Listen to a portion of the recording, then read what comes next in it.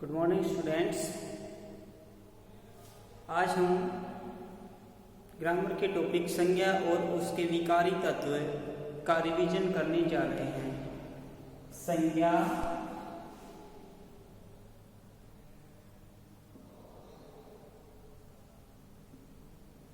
और उसके विकारी तत्व। संज्ञा और उसके विकारी तत्व।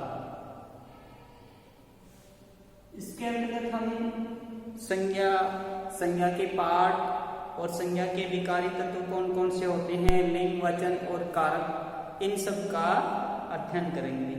ये सारे जो टॉपिक हैं वो एक दूसरे से रिलेटेड होते हैं। तो फर्स्ट ऑफ ऑल हम पढ़ते हैं किसके बारे में, संज्ञा के बारे में। संज्ञा क्या होती है? संज्ञा या नाउन। संज्ञा या नाउन क्या होता है बेटा? किसी व्यक्ति, वस्तु, स्थान आदि के नाम को क्या कहते हैं? संज्ञा कहते हैं। जैसे पंखा, राम, सीता, ताजमहल, महात्मा गांधी या और कोई भी ऐसे शब्द हो सकते हैं जिन्हें हम किसी न किसी नाम से जानते हैं। वो क्या कहलाते हैं? आपके संज्ञा शब्द कहलाते हैं। संज्ञा के प्रकार। दूसरा है संज्ञा के प्रकार। संज्ञा के प्रकार कितने होते हैं? संज्ञा के मुख्य 5 प्रकार होते हैं। पहले 3 प्रकार होते थे, पहले की बुक्स में आप पढ़ते हो। आजकल आपकी बुक में 5 प्रकार दे रखे हैं। वो कौन कौन से हैं? सबसे पहले है व्यक्तिवाचक। व्यक्तिवाचक संज्ञा। नंबर 2 पे है जातिवाचक।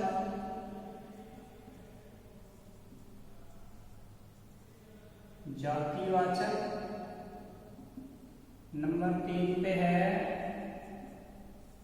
भाववाचक। नंबर 4 पे है द्रव्यवाचक।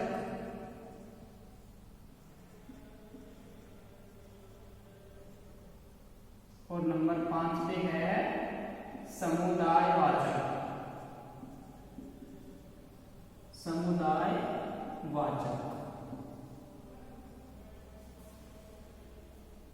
तो ये संज्ञा के प्रकार होते हैं।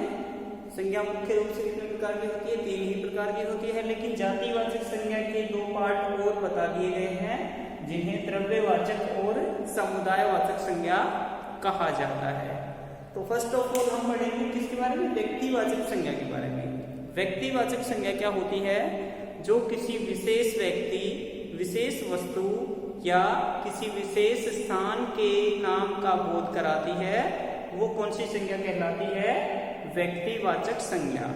जैसे दिल्ली है। अब दिल्ली एक शहर है। शहर बहुत सारे होते हैं, लेकिन दिल्ली उनमें से एक पार्टिकुलर शहर है। तो जब किसी पार्टिकुलर या विशेष चीज के बारे में, विशेष शहर के बारे में बताया जाए, विशेष वस्तु के बारे में बताया जाए, विशेष व्यक्ति के बारे में बताया जाए, वो आपकी कौन सी संज्ञा होती है बेटा? व्यक्तिवाचक संज्ञा होती है। उसके बाद जातिवाचक संज्ञा। जातिवाचक संज्ञा वो होती है जो एक ही जाति के सभी प्राणियों का, वस्तुओं का या स्थानों का बोध कराए। वो क्या होती है? आपकी जातिवाचक संज्ञा होती है। जैसे शहर, गांव, ये तो किसके द्योतक हैं? स्थान के द्योतक हैं।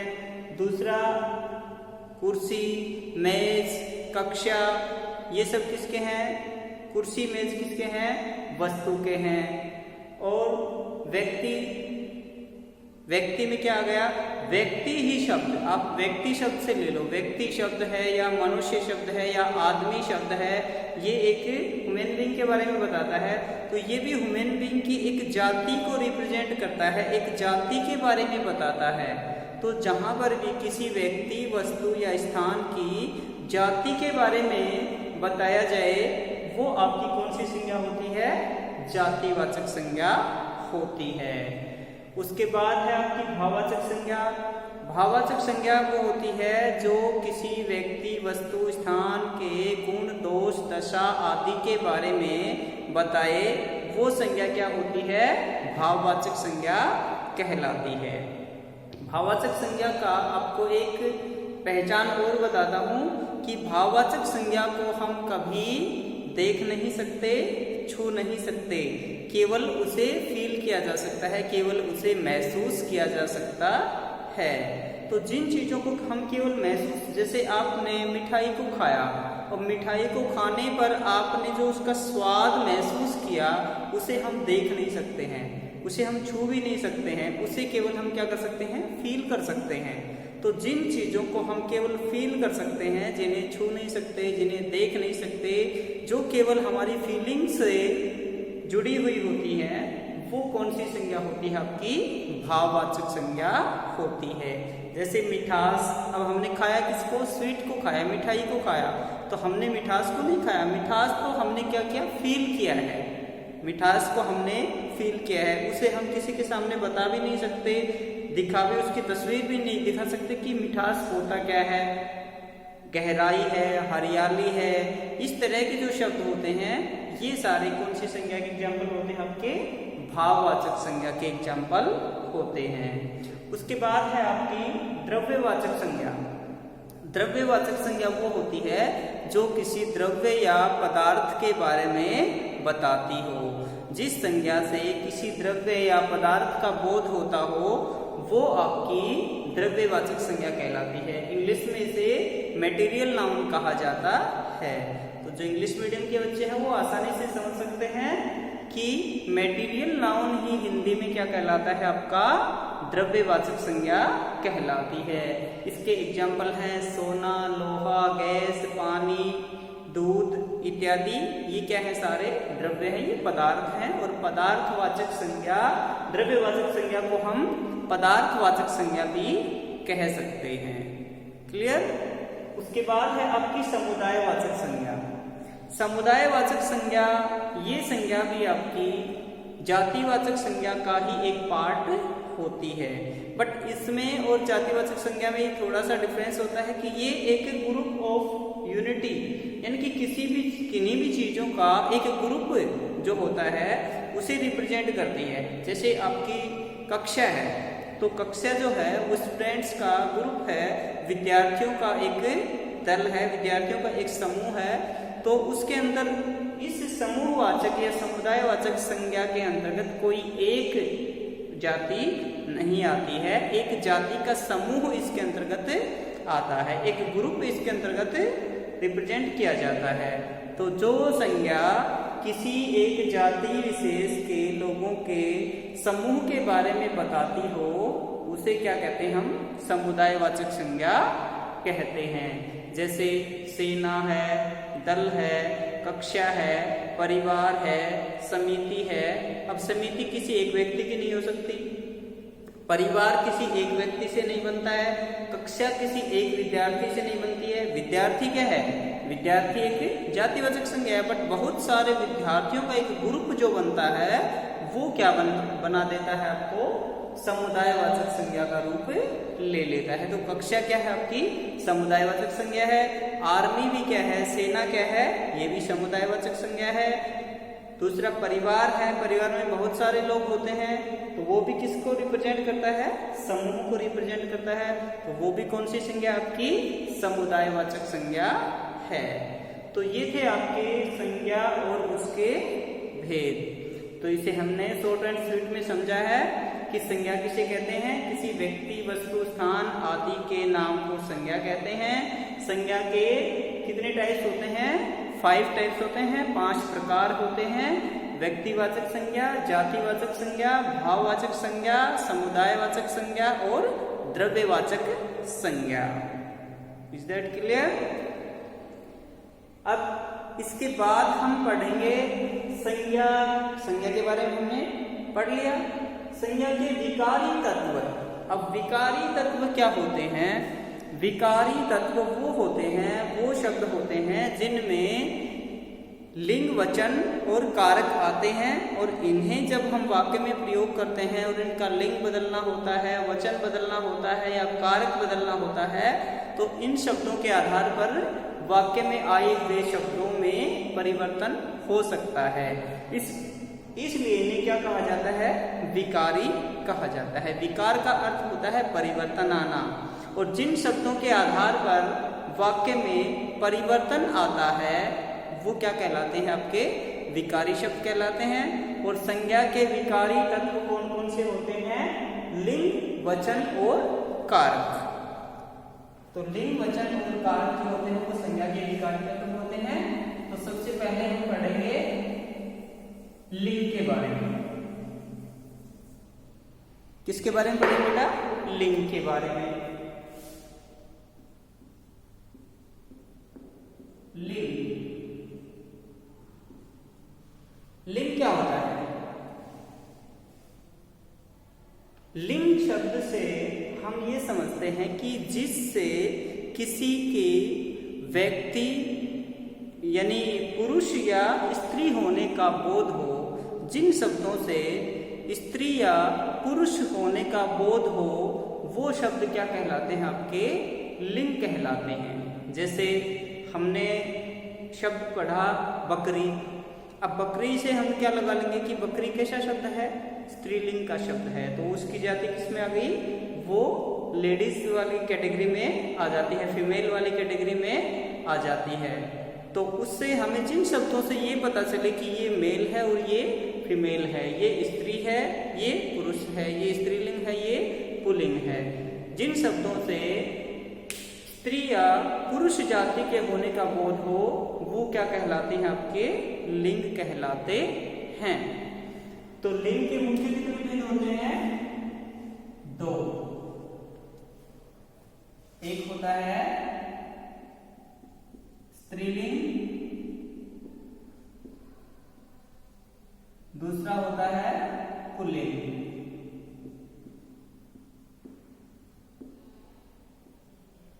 स्त्रीलिंग और पुल्लिंग। स्त्रीलिंग और पुल्लिंग क्या होते हैं? जो शब्द केवल स्त्री जाति का बोध कराते हैं, केवल स्त्रीलिंग का बोध करवाते हैं, वो शब्द क्या कहलाते हैं? आपके स्त्रीलिंग कहलाते हैं।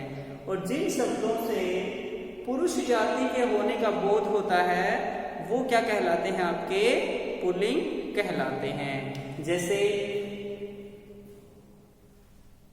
फॉर एग्जाम्पल है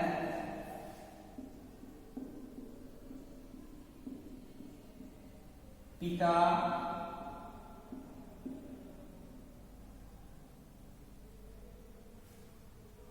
माता।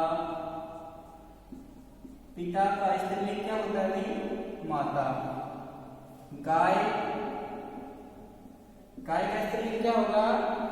पुल्लिंग क्या होगा? सभी बैल।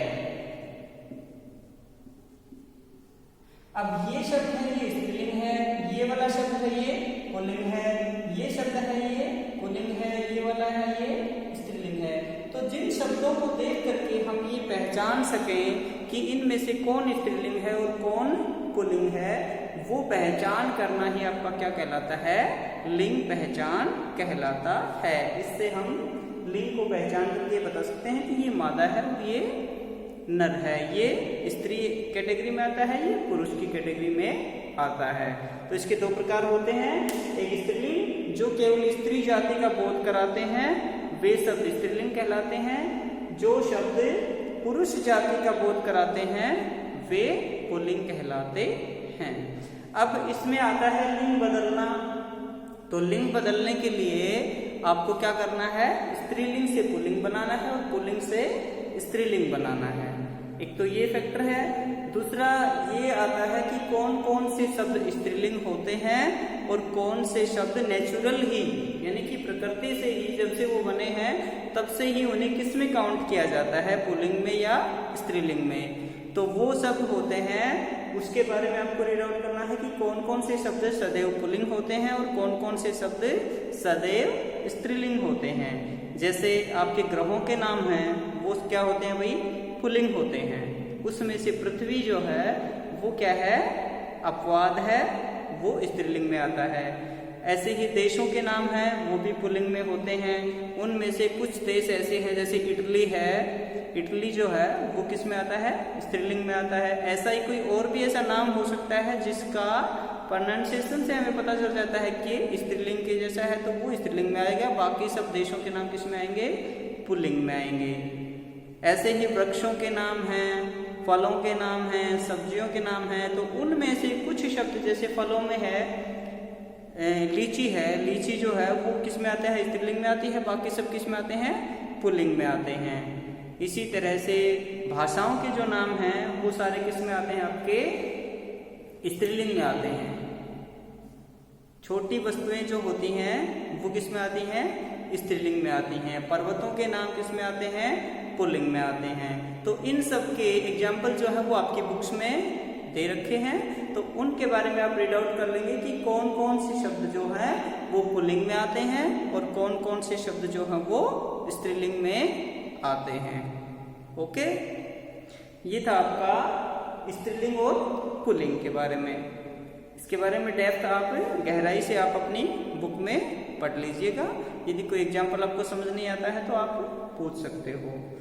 अब है दूसरा तत्व संज्ञा का वचन।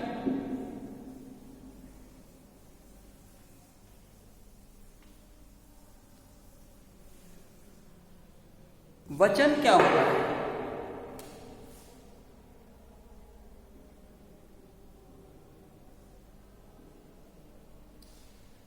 वचन जिस शब्द से किसी व्यक्ति या वस्तु के एक या अनेक होने का बोध हो, यानी कि जो शब्द किसी भी व्यक्ति वस्तु की संख्या के बारे में हमें जानकारी देता हो, बोध कराता हो कि ये संख्या में एक है या एक से अधिक हैं, तो वो क्या कहलाता है, आपका वचन कहलाता है।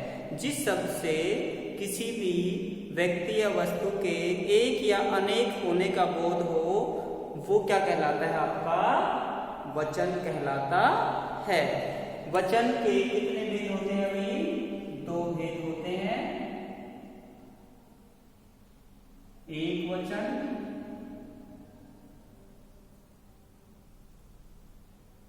और बहुवचन।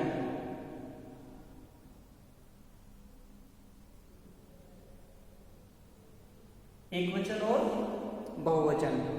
एक वचन और बहुवचन क्या होते हैं, जिन शब्दों से किसी एक के होने का बोध हो, यानी कि किसी भी वस्तु के, व्यक्ति के या जिस भी चीज का उदाहरण दिया गया उसकी संख्या का एक होना जिससे निश्चित हो, यानी कि वो संख्या में एक ही है, ये जिससे निश्चित हो वो क्या कहलाता है, आपका एक वचन कहलाता है। जैसे घोड़ा, बैल, कौआ, किताब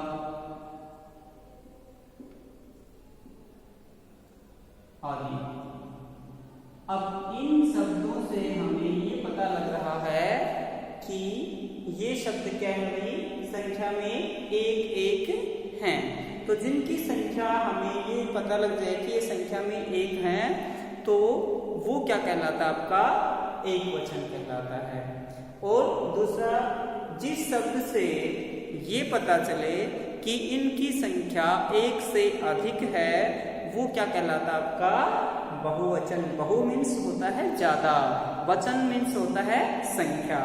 वचन का मीनिंग आप समझ लीजिए, वचन मीन क्या होता है हिंदी में, संख्या। ग्रामर में जब वचन का कहीं बात आती है कि वचन बदलो, वचन बताइए, तो उसका मतलब आपको क्या बताना है कि उसकी संख्या बतानी है कि संख्या में एक है या अधिक है। तो एक का मतलब एक संख्या, जो एक संख्या में एक हो वो एक वचन, और जो संख्या में बहुत ज्यादा हो वो बहुवचन होता है। जैसे इसी का हम वचन चेंज कर देते हैं, ये क्या होगा आपका घोड़े, बैल। बैल का वाक्य में प्रयोग करते हैं तब चेंज होता है, अन्यथा बैल का बैल ही होगा कि बहुत सारे बैल आ गए, वहां पे बैल खड़े थे, तो बैल का क्या रहता है, बैल ही रहता है। अब इसका हम वाक्य में प्रयोग कर सकते हैं तब ये चेंज हो सकता है, बैलों भी बन सकता है, बैल बैलों, और अन्यथा क्या रहता है, ये बैल का बैल ही रहता है। कौवा कौवे, कौवा का ये कौवा तो इसका क्या हो जाएगा कौवे। किताब का क्या हो जाएगा ये किताबें।